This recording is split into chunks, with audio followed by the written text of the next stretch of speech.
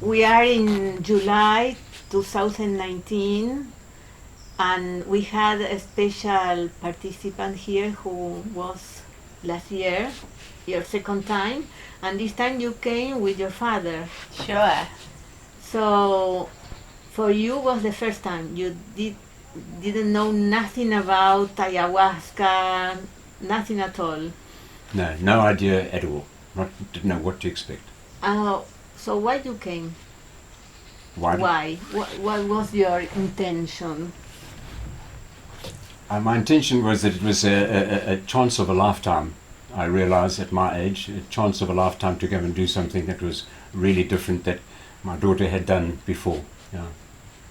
So you have any idea about ayahuasca? You listen, you read something? No, I'd never read about it. I'd only heard on occasion what Shanna had told me about it, and didn't go into any depth in it either. Just knew that she'd come here and it was pretty good. She told me how it was, but had no idea at all. Mm-hmm. Mm-hmm. So why you came back? Or what happened after the first retreat? What changed? Or my entire life. It's a life-changing experience. Why? Because the work is incredibly deep. I think you are an amazing teacher, and you just slice straight through all the bullshit, am I allowed to say that, or the fluff, and you can kind of, you have a great capacity and ability to see exactly kind of what each individual needs and what their issue is at that specific time. And so I found that tremendously helpful. And when you have an incredibly good teacher, you things just start to dissolve. Issues that you might have been carrying for a lifetime start to dissolve, and then you can see your life, in the space of a year, just becoming so much easier to have. So can you give me an example? Sure. There are millions of examples that I can give you, but the one for me that is probably one of my first that I noticed was you learn in ayahuasca that you need to let go and stop controlling, and I think that's probably a key thing in ayahuasca, because the moment you do that, everything just becomes so much easier and so much more pleasant. And so when you start to implement that in your life, things just flow, and things just become so much more pleasant and so much easier, and you're not fighting the whole time with yourself and with your life and your reality. You just kind of simply allow however it rolls to roll, and it was quite profound that I actually got it tattooed all the way up my arm. It basically says, free fall, angel, free fall, and let the hand of God guide you. And I don't mean God as a specific religion. I'm just meaning the source or energy or whatever feels right for you. And so, you start to really, really feel that life works for you and not against you. And so things that you feel might be wrong or haven't worked out for you, or you didn't get what you want, is actually a disguise of much better than what you needed. Say, for example, a boyfriend breaks up with you and you're distraught and broken hearted, and actually a year down the line you look at him and you think, thank God he broke up with me. It's because you could just, once you've cleared out the mist, you can see that wasn't the right thing for you. So that's massively beneficial. You are from South Africa, so it's a long trip to come to Brazil, and you had experience with ayahuasca before. Yeah. Can you tell us the difference, what you did before and what you did here? Well, a very, very, very big difference. In fact, I don't actually think I will really ever do ayahuasca anywhere else.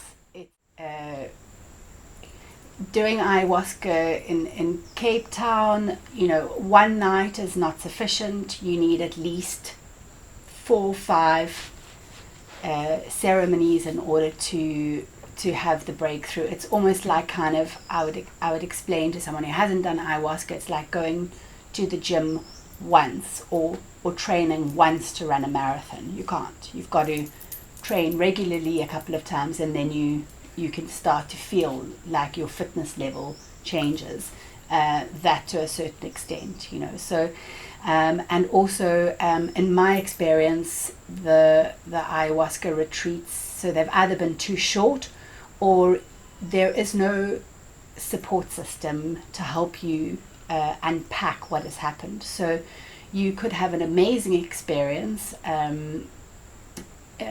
you know, and it's deeply spiritual and you have great insights, but some of the insights are very metaphorical and they're not literal, and you need to have someone who really understands the ayahuasca language and who has training in psychotherapy to help you cut through all of that and guide you as to how it beats, you know. Yeah, so it's I don't think it's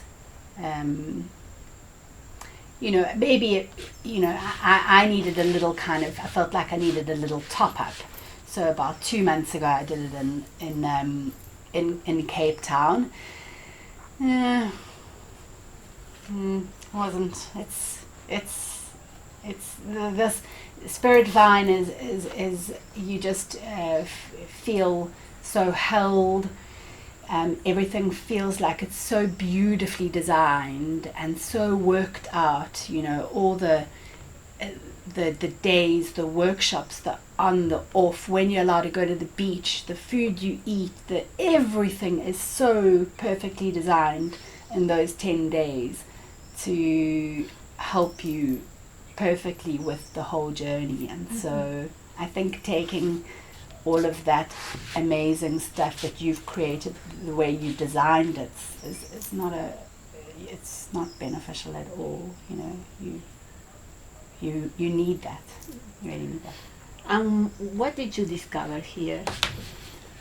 Well, coming in and not knowing anything in the beginning, my first impressions was the place. You know, it was really warm and welcoming.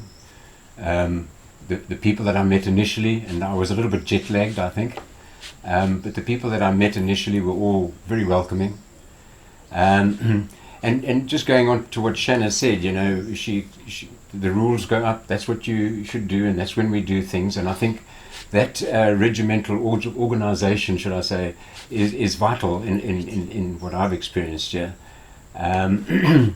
Initially, the first experience was I was a little bit apprehensive, naturally, not expecting, you know, not knowing what to expect. And I think also the jet lag sort of pushed towards that.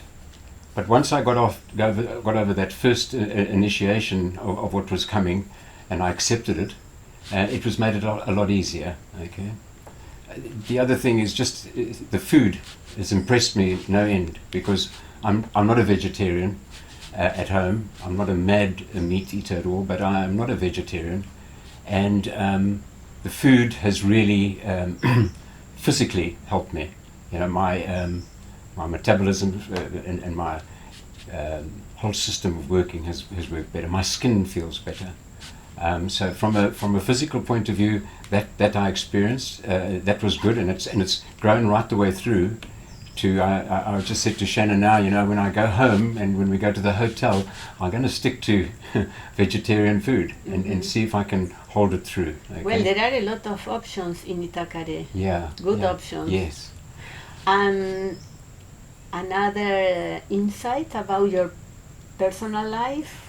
Yes, I discovered that there was lots that I never knew was there, and going back many years, and experiences which I kind of pushed aside and not worried about, and then realized, that I've been holding on to all this stuff for such a long time.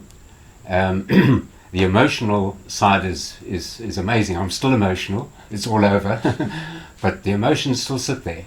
Mm-hmm. And so yes, I realized that there's.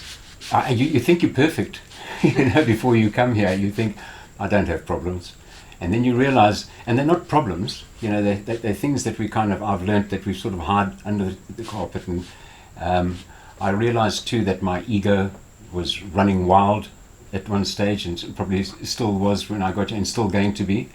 So on that side, there's lots of work. I realize that when I leave here, there's lots of work to be done on myself, and how I approach my family, and how I approach my situation in Durban, and in fact, how I approach all my friends. It's changed me in that respect, definitely.